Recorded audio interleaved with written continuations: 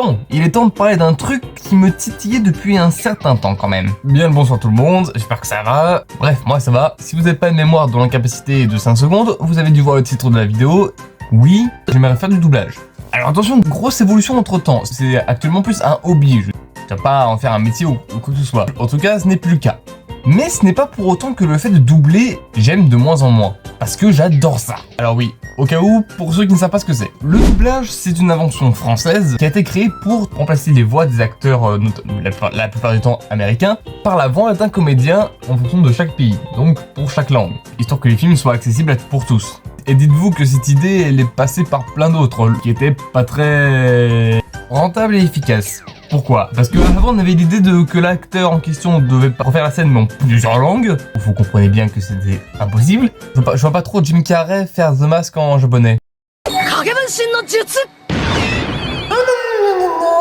La deuxième idée, c'était également de faire la scène avec plusieurs acteurs qui parlaient chacun leur langue respective. Mais vous vous doutez bien que niveau coût, c'était impossible. Parce qu'il fallait donc payer chaque acteur, refaire chaque fois des prises. Bref, chaque film de cinéma creuserait une dette qui serait encore plus profonde que celle de la France. For sure. L'idée était donc venue de doubler par-dessus l'acteur. Depuis quelque temps, c'est devenu carrément un métier à part entière. Parce qu'il faut préciser, mais avant, vraiment, comédien de doublage, c'était perçu comme comédien raté. Mais depuis quelque temps, c'est devenu carrément un métier à part entière. Et à ses propres stars, si je peux citer mes préférés, Emmanuel Curtil, Donna Renew, Dorothée Fuseo, Alexis Thomasian, Jean-Pierre.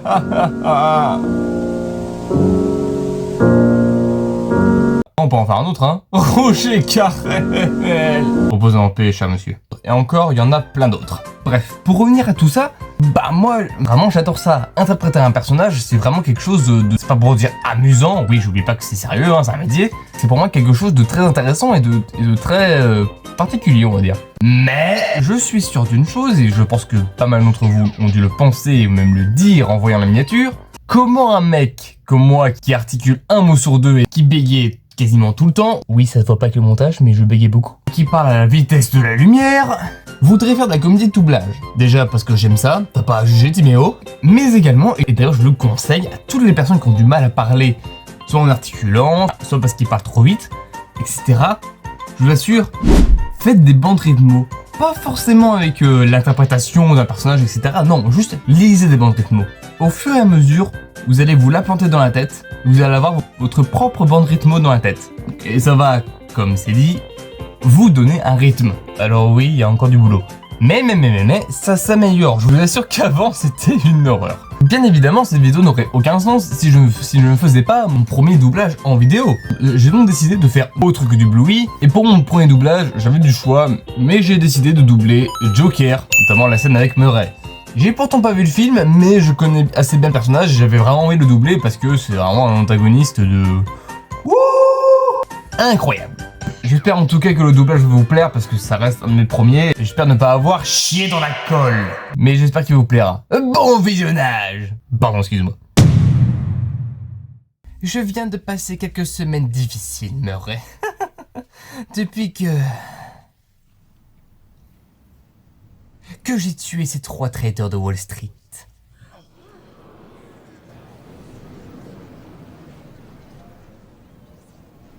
Ok, j'attends la chute de la blague.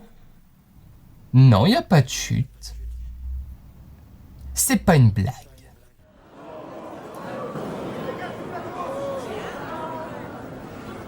Vous êtes sérieux alors, hein? Vous dites que c'est vous qui avez tué ces 3 jeunes dans le métro? Et au nom de quoi on vous croirait? Je n'ai plus rien à perdre. Plus rien ne peut m'atteindre.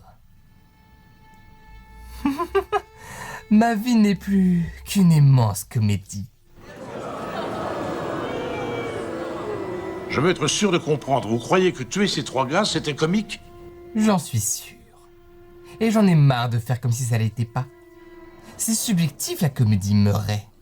Hein, c'est pas ce qu'on dit? Alors que vous tous, ce système qui sait tellement de choses, vous décrétez ce qui est bien ou mal, de la même façon que vous décrétez ce qui est comique ou non. D'accord, alors je crois comprendre que vous tentez de lancer un mouvement et d'en devenir le symbole. Honnêtement, Murray, j'ai une tête de clown capable de lancer un mouvement. J'ai tué ces gars parce qu'ils étaient immondes. Tout le monde est vraiment immonde à l'heure actuelle. Il y a de quoi rendre fou la terre entière. D'accord, alors c'est ça, vous êtes fou. C'est ça votre défense pour le meurtre de ces 3 jeunes hommes? Non. C'est que même sous la menace d'une arme, ils continuaient de chanter faux.